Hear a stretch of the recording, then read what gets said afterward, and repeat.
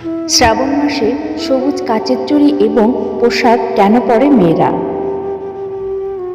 আষাঢ় মাসের সংক্রান্তি লগ্নে শ্রাবণ মাসের প্রারম্ভ, আর শ্রাবণের পদার্পণ হলেই এই মাসে অধিকাংশ মেয়েরা সবুজ বর্ণের কাচের চুড়ি ও সবুজ রঙেরই পোশাক পরিধান করতে লক্ষ্য করা যায়।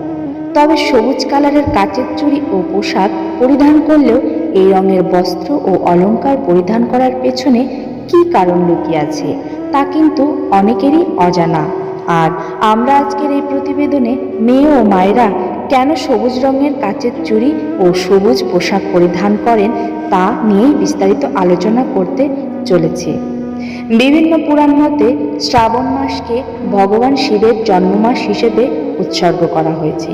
এই সময় চারিদিক বর্ষার জলে পুষ্ট হয়ে প্রকৃতি হয়ে ওঠে সবুজাভ, শস্য শ্যামলা। মহাদেব শঙ্করের আরেক নাম পশুপতি। পশু পাখিরা যেহেতু প্রকৃতিতে লালিত পালিত হয়, তাই পশুদের পাশাপাশি প্রকৃতিও দেবাদিদেবের খুব কাছের, খুব প্রিয়।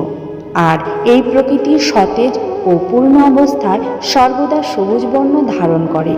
এই সবুজ রঙই বিশুদ্ধতা, সতেজতা ও পবিত্রতার প্রতীক।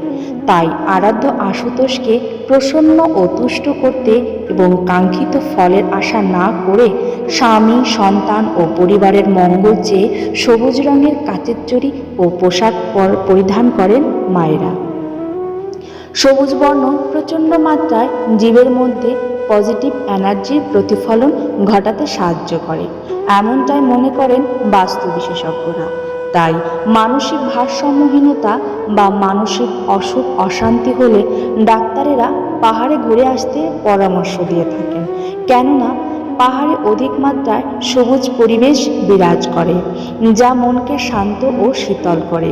এমনকি অপারেশন থিয়েটারেও চিকিৎসকেরা সবুজ রঙের পোশাক পরিধান করেন, মনকে ধীরজ রাখতে এবং কাজটি যাতে সুসম্পন্ন হয় তার জন্য, পজিটিভ শক্তি সঞ্চালনের জন্য। তাহলে বুঝতেই পারছেন শ্রাবণ মাসে কেন মেয়েরা সবুজ পোশাক ও কাচের চুড়ি পরিধান করেন। অনেকে না জানলেও আপনি জেনে রাখুন, এর একমাত্র উদ্দেশ্য ভগবান শিবকে সন্তুষ্ট করে তার প্রিয় হয়ে ওঠা এবং শ্রাবণ মাসের সোমবারে মহামৃত্যুঞ্জয় মন্ত্র জপ করলে কঠিন ব্যাধি থেকেও মুক্তি পাওয়া সম্ভব। তাই জ্যোতিষশাস্ত্রে বিশ্বাসীরা মনে করেন ভগবান মহাকালের জন্ম মাসে আরাধ্য ভগবানের প্রিয় রঙের পোশাক ও অলংকার পরিধান করলে মহাদেবের আশীর্বাদ পাওয়া যায়।